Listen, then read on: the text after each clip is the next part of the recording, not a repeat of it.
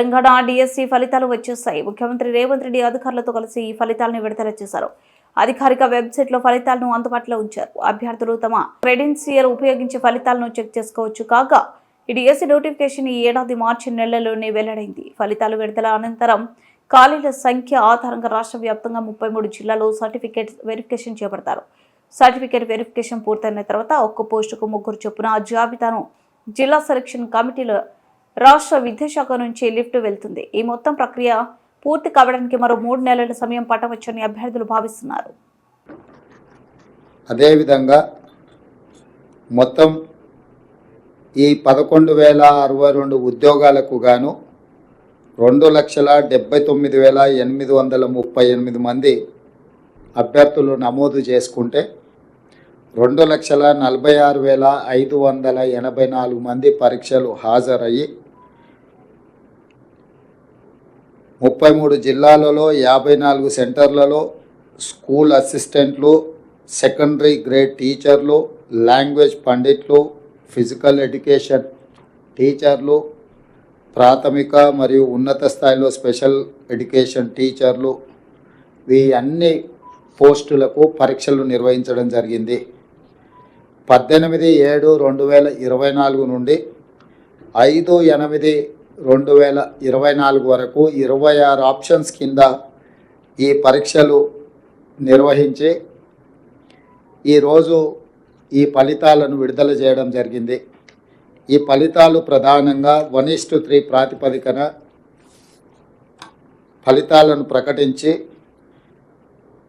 వాళ్ళ certificate verifications, వాళ్ళ యొక్క మిగతా వివరాలను సంబంధిత జిల్లా కలెక్టర్లు, అధికారులు వెరిఫై చేసి ఫైనల్ నియామకాలు దసరా పండుగలోపు, తెలంగాణలో మీకు అందరికీ తెలుసు దసరాకున్న ప్రాధాన్యత. దసరా పండుగ అనేది మనకు సంతోషాన్ని తీసుకువచ్చే పండుగ. ప్రతి కుటుంబము ఎంత పేదవాడైనా దసరా పండుగను చాలా సంతోషంగా జరుపుకోవడం తెలంగాణ సాంప్రదాయం. ఆ దసరా పండుగ లోపలనే 9 అక్టోబర్ 2024 నాడు ఈ సర్టిఫికెట్ల వెరిఫికేషన్లు పూర్తి చేసి ఎల్బీ స్టేడియంలో ఈ 11,062 మంది టీచర్ల నియామక పత్రాలు వాళ్ళకు అందించడం ద్వారా రాబోయే దసరా పండుగ వాళ్ళ కుటుంబాలలో సంతోషాన్ని, పండుగ వాతావరణాన్ని తీసుకురావాలని చెప్పి మా ప్రభుత్వం భావిస్తుంది. ప్రధానంగా 10 సంవత్సరాలలో గత ప్రభుత్వం ఒకే ఒక టీచర్ నోటిఫికేషన్ ఇచ్చి అందులో వాళ్ళు చేపట్టిన నియామకాలు 7,857 టీచర్ల నియామకం. శ్రీ కల్వకుంట్ల చంద్రశేఖరరావు గారు, మాజీ ముఖ్యమంత్రి గారు 10 సంవత్సరాలు ముఖ్యమంత్రిగా బాధ్యతలు చేపట్టి నిర్వహించి వారిచ్చిన DSC notification Telangana public service commission ద్వారా ఒకే ఒక్కసారి, అందులో వారు నియమించింది 7,857 మంది టీచర్లను మాత్రమే. అంటే ఏ కోశాన కూడా విద్యాశాఖను ప్రక్షాళన చేసి పేదలకు, అత్యంత నిరుపేదలకు విద్యను అందుబాటులోకి తీసుకొచ్చి తండాలలో, గూడాలలో, మారుమూల ప్రాంతాలలో, గ్రామీణ ప్రాంతంలో ఉన్న తెలంగాణ పేదలకు విద్యను అందుబాటులోకి తీసుకురావాలన్న ఆలోచన గత ప్రభుత్వానికి లేకపోవడం వల్ల తీవ్రంగా పేదలు నష్టపోయినరు.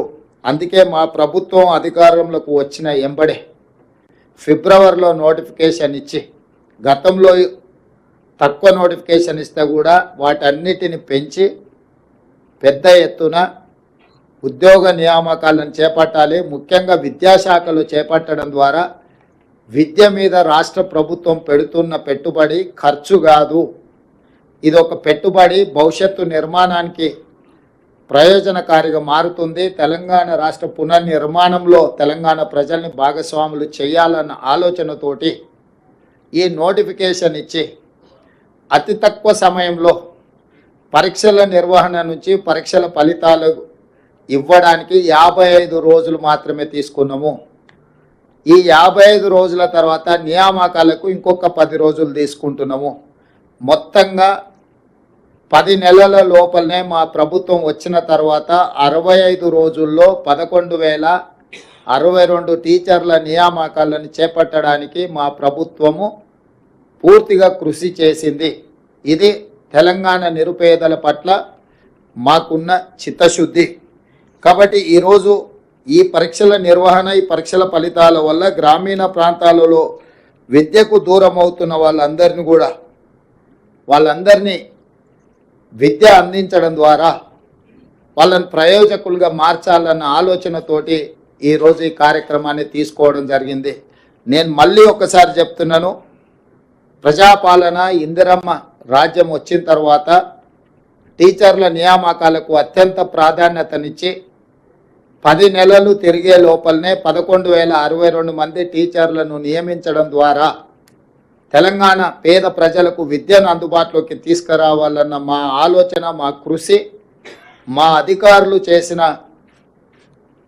నిరంతర శ్రమ ఈ సందర్భంగా మనం గుర్తించి అభినందించాలి.